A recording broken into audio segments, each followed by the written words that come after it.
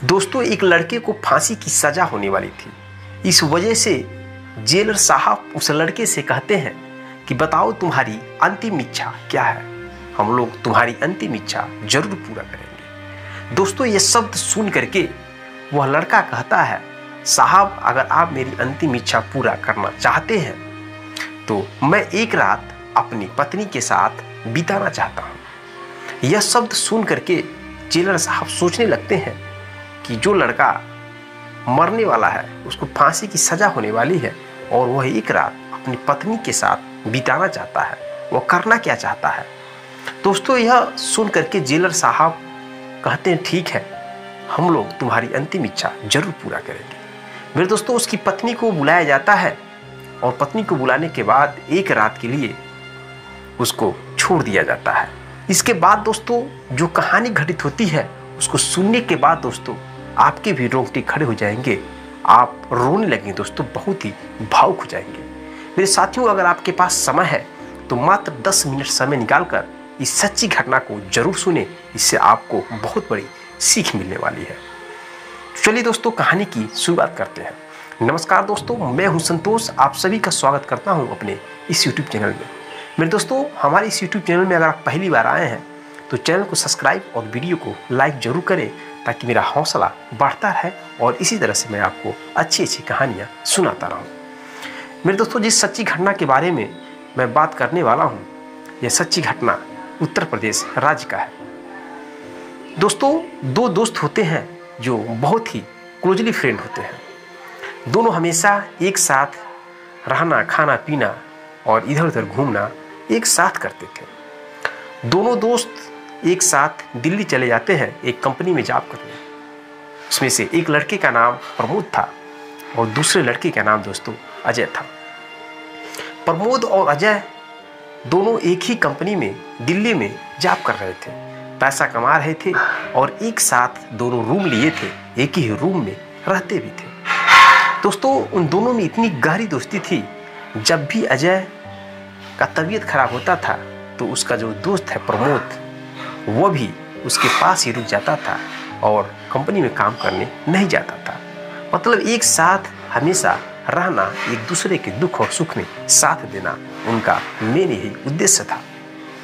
मेरे दोस्तों, दोनों कंपनी में जॉब करते थे और उसी कंपनी में एक लड़की जॉब करती थी और वह लड़की प्रमोद को बहुत ही पसंद करती थी। लेकिन दोस्तों, उस लड़की को जो अजय है वो अधिक पसंद करता था, लेकिन वह लड़की प्रमोद को पसंद करती थी। उस लड़की का नाम नेहा होता है। दोस्तों, हमेशा दोनों एक दूसरे को देखते थे और बात करते थे। प्रमोद भी उस लड़की को पसंद करता था और जब भी कंपनी में जॉब करने के लिए जाता था तो जो भी लंच लाती थी नेहा, वो प्रमोद को भी देती थी, प्रमोद भी लंच करता था।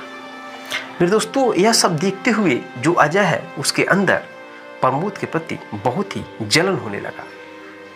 लेकिन इस बात की थोड़ा सा भी भनक नहीं था प्रमोद को कि उसका जो मित्र, जो दिल से चाहने वाला अजय है, वो उसके प्रति बहुत ही नफरत की बात सोच रहा है।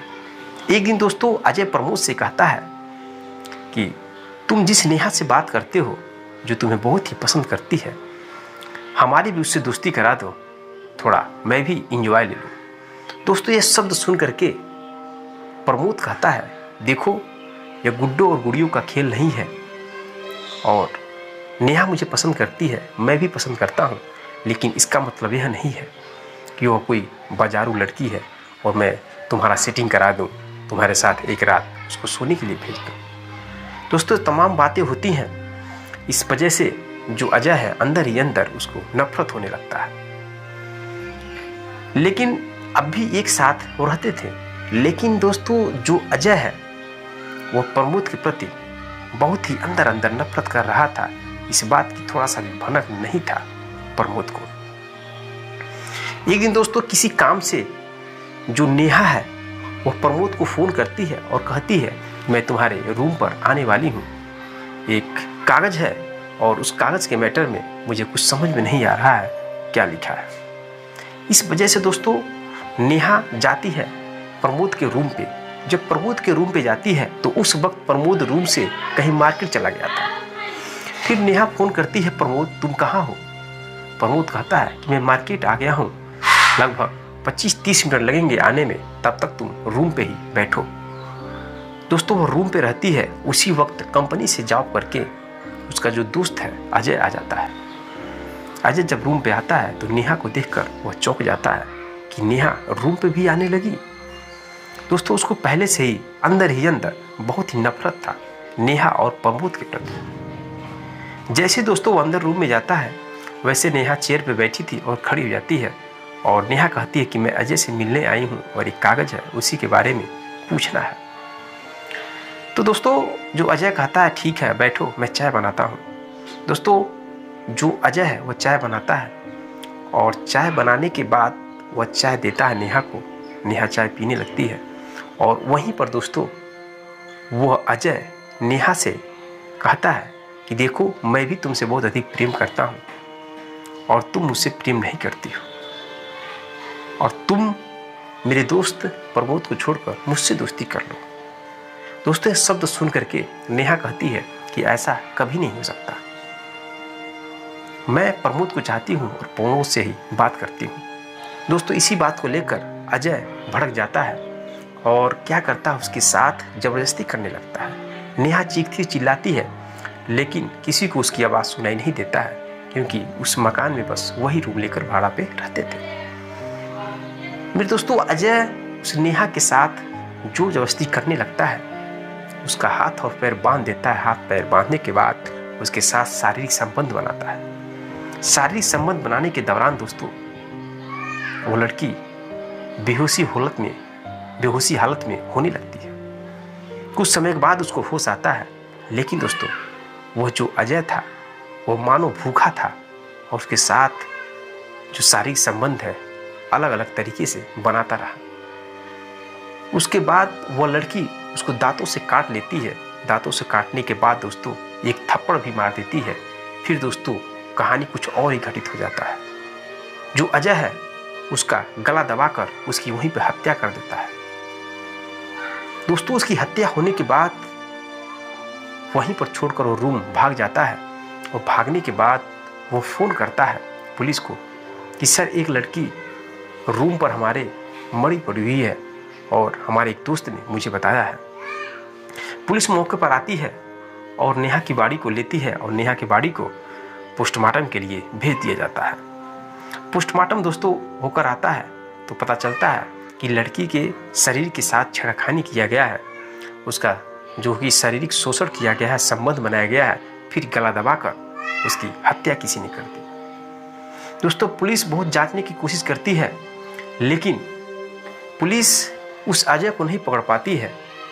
पुलिस पकड़ती है प्रमोद को, क्योंकि प्रमोद के साथ उसका पहले से दोस्ती था और इस बात की जानकारी कंपनी तक भी थी। उस जुर्म में दोस्तों, उस हत्या की जुर्म में फंस जाता है बेचारा प्रमोद और पुलिस प्रमोद को उठा ले जाती है, जेल में बंद कर देती है। केस चलने लगता है और जेल में ही उसके घर वाले, उसके दोस्त आने जाने लगते हैं। कुछ महीनों बाद दोस्तों प्रमोद को फांसी की सज़ा हो जाती है। फांसी की सज़ा जब हो जाती है तो वह जेल में जो जेलर है उससे बात करता है कि सर मैंने गलती नहीं किया हूँ। लेकिन दोस्तों जेलर कहता है कि मैं कुछ भी नहीं कर सकता, क्योंकि यह कानून है। कानून सबूत के तौर पर जिसको पाएगा उसी को मुजरिम करार देती है। मेरे दोस्तों उसी वक्त जेलर कहता है कि तुम्हारी अब तो फांसी होने वाली है और बताओ तुम्हारी आखिरी इच्छा क्या है।